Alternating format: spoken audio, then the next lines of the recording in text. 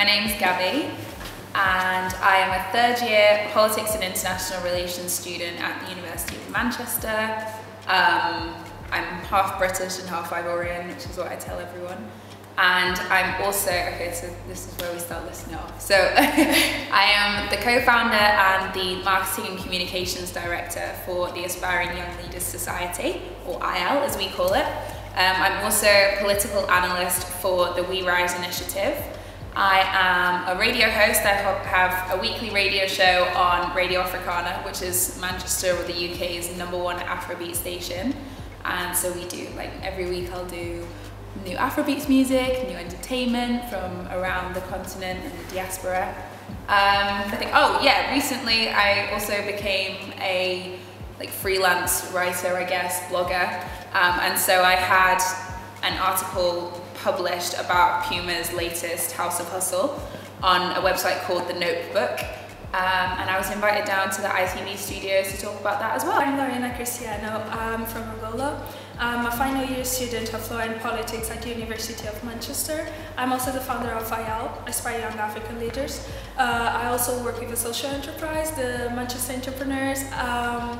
And apart from that, I do a little bit of everything, like from mentoring young girls, young African girls, to working a range of projects with startups. Hello everyone, this is Adwoa Nicoletta.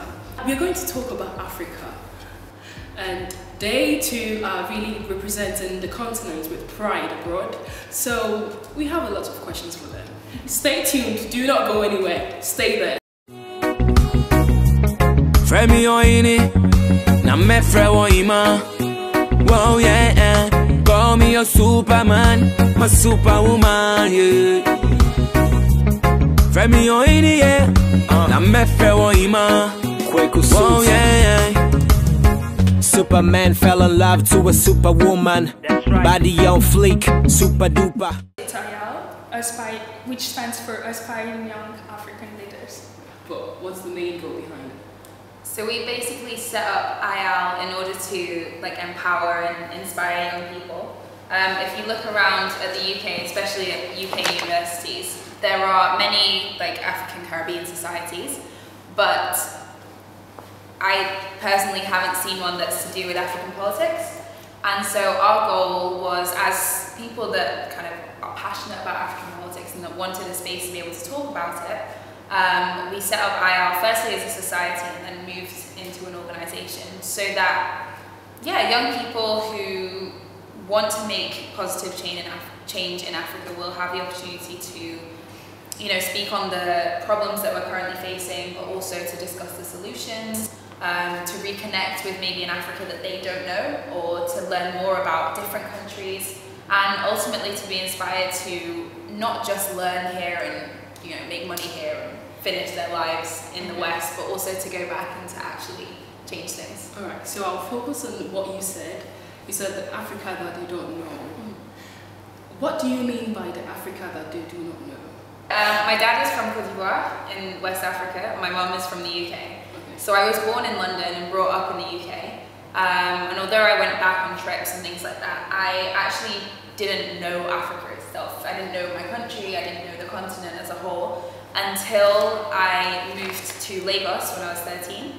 And so at that point I kind of got to terms with, what the culture is in Nigeria, what the people are like, even just the weather and the politics and the economics and things like that. So I figured, or I think all of us figured, that anyone that had grown up in the UK in the same kind of circumstances would be able to say they were Nigerian or Ugandan or South African by name, but wouldn't really have any personal experience with. You're from Cote d'Ivoire, but you lived in Nigeria, and your mom, wow, okay. They now live in Benin, so it's kind of And I'd like to know where you're from as well. I'm from Angola. And for me, it was also important to have AYAL as a safe space to know my country, because I moved to London when I was 15. And what I realized as soon as I got to London was that even though I was Angolan and I spent almost all my life there, I didn't know my country. And then I realized, when I came to university in Manchester, I realized that I wasn't the only one having conversation with so many young Africans. I realized that I wasn't the only one feeling like I didn't know what to do afterwards. Like, I knew for sure I want to go back to my country, but I didn't know my space. I didn't know how I could contribute because I wasn't aware of the potential. So yeah, that was definitely one of the motivations as well. I think as well as just knowing modern Africa though, we've also focused a lot on pre-colonial things. So even for those that, we have a few members that are international students, they've come straight from their home country to Manchester. But your experience with your home country is very much different from what your grandparents would have been. Definitely. And there isn't much literature out there aren't many documentaries, especially by Africans themselves, about what life was like, what traditions were like before the white people took over. So yeah, that's been a really big part of AYAL, as well as to educate us on what Africa actually is without this new modernizing Western thing. It was basically realizing the potential that the continent had before colonialism, like understanding that we had a history even before like the colonialists, because that's the perception that we actually have till this day, is that the history of our continent started with colonialism. So we basically wanted to show a different side of it. But thanks to our social media platforms, we've had people literally from London to Nairobi to the States to and so, for example, when I went back to Benin, met quite a few like young people there that are doing bits for themselves, and so we mentioned AYAL and they followed the social media pages. So yeah, we've got members from everywhere. So, how do you intend to help or contribute to African progress, individually or with the organization? It's a big question. That's a huge question. It's actually tough to say. Individually, I would say definitely one of my biggest strengths is actually invest in the national, when I say national, the Angola education system, because for me, it's like the key to the development of any country. Like, invest in education, invest in a curriculum that is more flexible, more coherent and more efficient in terms of not only academically but also building skills that are necessary to develop as an individual and professionally. So I definitely want to invest a lot in the national education systems, in the educational programs, and that's why I said before that I really want to work with startups. I really want to, again, invest in education. I think AYAL will be launching good programs soon on education about the continent, from its past to its present to its future. So start working with kids. I also want to work in the public sector, so for the government, in anything related to either trade or education. So I truly believe in one of those areas, especially now. Exciting things are coming back. Just keep an eye on our. Individually, how do you intend to help Africa? So I've recently become like obsessed with agriculture. I think I've seen agriculture and sustainable agriculture specifically as the future of Africa as a whole, but specifically of Cote d'Ivoire. And so if I could like have my dream job and impact Africa, I'd have agricultural programs that are based around more modern technology. So that have efficient programs that integrate farmers from both the rural and the urban sector, and yeah, that kind of can create big markets, big areas for trade, but using the environment in the proper way. And so I see the future for that in tech. So yeah, my thing at the moment is like artificial intelligence and computer science, and then agriculture. Do you have people to collaborate with you? So there's a couple of people that I've met recently, yes, that are currently into the same kind of projects. The agriculture itself, I've gotten from a lot of our development programs at the university. and just, yeah, the potential for us to not only provide food for ourselves, but for the continent, for the world as a whole. I think it's something that hasn't been tapped into properly, considering the amount of land that we have. Are you doing this with Africans, or it doesn't matter who contributes? I'm very wary of things like foreign aid, foreign investment, just because of our history of neocolonialism. So specifically, we talk a lot about the impact that China is now having on the African continent, which I'm very, very skeptical of. And I think even if China had all the best intentions, what I would want to see is more jobs for Africans, more room for our own investment and development and things like that. Once you start handing jobs and contracts elsewhere, it might get done, but yeah. As Gabi said, it's very difficult to take our contracts elsewhere, because until when are we going to put our future in the hands of someone else? So definitely time for giving Africans the power, trying to make sure that everyone takes ownership and the responsibility to actually contribute today, from local communities to the continent as a whole, because I believe that we should start small and then expand elsewhere. I think there's some kind of myth at the moment that we need, well, it's been happening for a while, that we need specifically the West or developed countries in order to progress ourselves. But if you look at the continent at the moment, our leaders might not be the best in every country, but we do have young entrepreneurs rising up. We do have, when you see the citizens in America getting the highest scholarships, they're always Nigerian. Always. So it's not as if, I love Nigerians. It's crazy. It's not as if we don't have the brain power. It's not as if we don't have, the tech boom that's going on in Kenya at the moment is ridiculous. It's crazy. It's not as if we don't have the capabilities. I think it's, like Lorena said, just a confidence and a trust in ourselves. And incentives as well, incentives to go back home, incentives to actually work on something positive. So would you say that Africans that come abroad should consider going back home to change things? 3 billion%. I'm not even diplomatic. I think it's all well and nice to come and to learn and to then make your money here. But that's my intention. Yeah. To get the experience, to get the money that I need. But there was always the end goal of going back and developing. And I can't understand why that wouldn't be a goal held by so many people. I understand that not everyone has the same patriotism, the same loyalty, which I guess comes from an Africa that doesn't really always give back much. It's just the fact that the living standards here are so much higher for a much less price than it is than over there.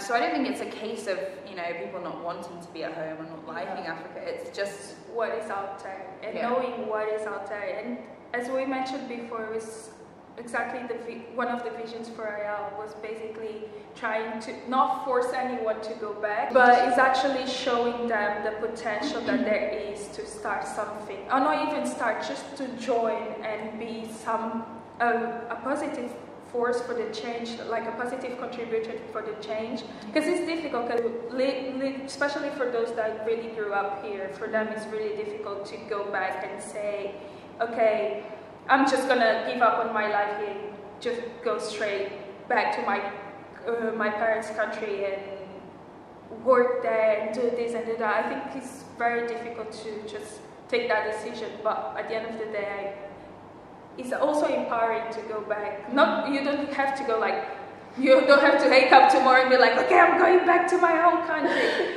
It's actually thinking about and take visits, talk to people working there, see what the challenge, because we're gonna have challenges everywhere. I loved a good challenge. I love starting something new, but it's good to get to know the reality before you make a decision to do anything. So it's not the responsibility to everyone to go back, even though, again, it's a great thing, but it's also necessary that those abroad, especially those that grew up in the continent and know the potential that they can bring back, to go back and actually try to understand the reality, understand what there is, and based on their experience here, just do a good combo. Just Okay, so work there. how often do you go to Africa? I go every year. Oh, okay. I cannot stay much. No, there is no way I can stay like outside especially outside Angola for more than like a year or two. No, that's impossible. Well then. So you are Angolan, and in Angola, what do you think could be changed that would make the country better? Definitely, I think there are many things that can be changed, but the biggest thing I would say is the mindset. Well, I think that goes for all Africans.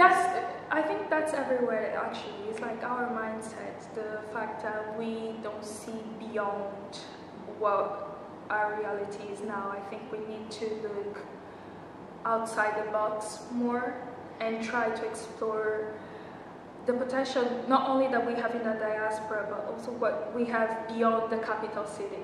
That's one of my biggest passions and biggest fight right now, is actually showing that Angola is not only Luanda, is not only the capital. We have huge land, we have huge potential across the country. So definitely the mindset that everything happens in the capital. No, you're right. I think as well the focus on especially the capital, the urban cities, has had a massive detriment to a lot of the more rural areas. Mm-hmm. So all of your development, all of your kind of brain power will flood into the centre cities, which means not only that you're losing it in the rest of the country and not taking potential of the land as a whole, but it also means that the living standards within the cities are quite low, that you've got lots of people packed into one place, lots of room for disease and traffic. Even like habitation in itself, like the housing, it just gets complicated and it's a shame when you have so much land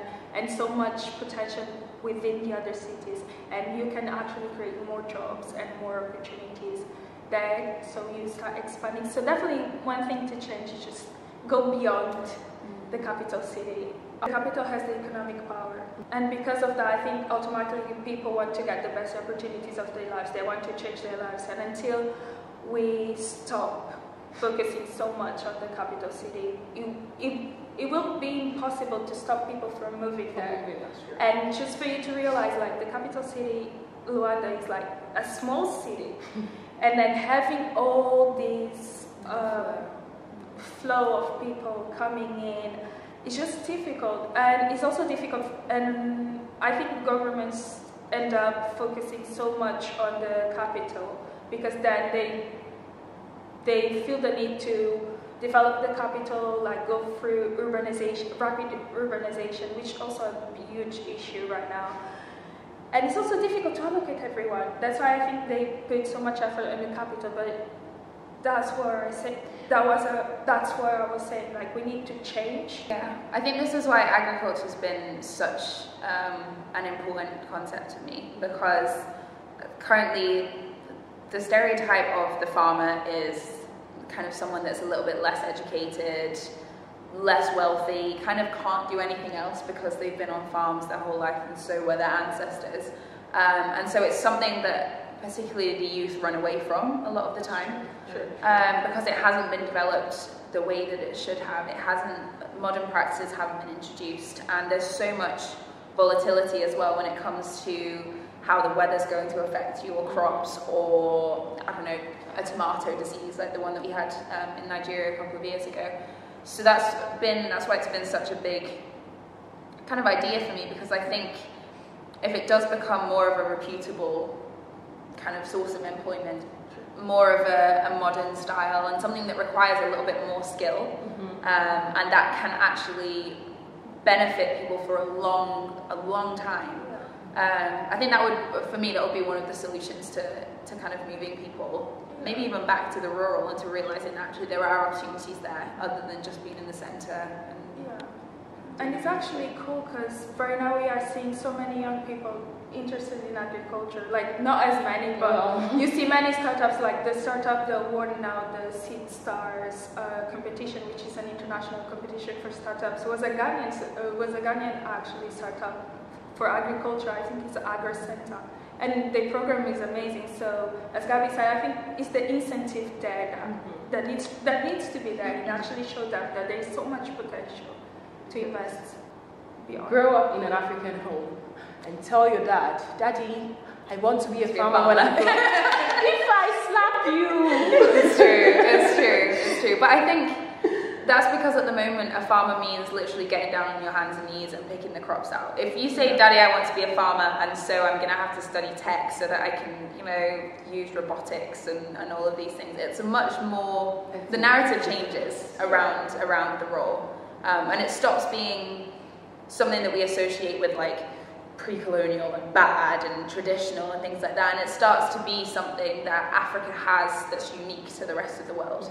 Because I know Britain's chance for agriculture in the next few years is quite low considering we've built on the majority of our farmland, whereas that is an opportunity, it's I guess it's an area that Africa could literally run with. What do you think our leaders need to change in order to see the continent grow? I think they need to stop being selfish and let go of power. No, genuinely, without even a little bit of like shade thrown in there, I think one of our biggest problems at the moment is leaders who are in politics for their own gain and have been in politics for their own gain for years. And this mindset that when you are 21 and fresh out of school, you don't really know anything and you don't have the experience or the capabilities to kind of move things forward. Whereas there are decisions that I know politicians have made that I would have the common sense to never even look at there and things like that. But I think it will genuinely take either a forced change of mindset of the leaders that we currently have, or some, if they end up being benevolent and figuring it out for themselves, for them to kind of say, do you know what, I haven't actually done this that much for my country. I need to step down and let someone else take the reins now. Which is really difficult. We have Buhari, have to force them out. Who doesn't even live in this country. Sorry. Isn't like because he was ill for like... Yeah, right. That's another thing, like, the chances of him making it through his second term without, like, I'm not even trying to be horrible, but surely that says something about if we have someone that was born in the 40s that's currently running a country that's so dynamic and changing in so many different ways. I don't see how the two of them can work hand in hand. I think they really need to be more open and be more like realistic as well, because right now we are actually moving into a generation that is full of young people. I'm not saying that we should be listened to just because we are young, but we shouldn't be listened to because we need, now more than ever, we need to take that responsibility with us as well. Because one thing that we don't have is the responsibility yet, because they have been taking care of the countries for so long that we realized that I personally grew up with the mindset that, okay, you are too young for this, you are too young for that, you cannot discuss politics like that. It's not in your place to discuss politics like that. So I think now more than ever, they need to show us that even when they started getting into politics, they were young. They were still young. So show us like how you did it as a young person and how you got there right now. Yeah. Because that's the example and the responsibility we need to get. Because many of the leaders that we know today were young people that fought in liberation movements against colonialism. So you had the power, the responsibility on your back to free your country. So give us like the power now to develop it. Yeah. So definitely show us that we have the responsibility, we have the space, and we have the voice. Because we have the innovation, we are all full of ideas, we are full of energy, but we also need to... We are in a generation that we want everything as fast as possible, because with internet, we know that with a click, we get our online shopping, let's say. We get everything so quickly. And I think as young people, we also need the patience and the wisdom to wait for the right time. I'm not saying we're gonna wait forever, because that's impossible, but we also need to have the maturity to think and analyze our reality. So it's kind of a balance. Like, we need to be listened to, but we also need to learn something from them. But answering your question, is definitely on them to teach us and to pass on the knowledge, because now we are seeing their mistakes, we are learning from their mistakes, but we also want to learn how did they got there. For me, like, I personally want to understand how their mindset changed from, okay, I want my country, I want to free my country, I love my country, like from this patriotism to this selfish behavior that they are having now. And advise our leaders, not even our leaders, but I think that law should be taught in every high school, like the basics of law should be taught in every high school, so that everybody knows what they expect from a government, their own right, the human right, and what to not take from leaders. Because I feel like many people in Africa do not know their right, so they don't really have a voice. Some things would change in Africa. Yeah, I think it's not just about the law being taught, it's like the way the law is written.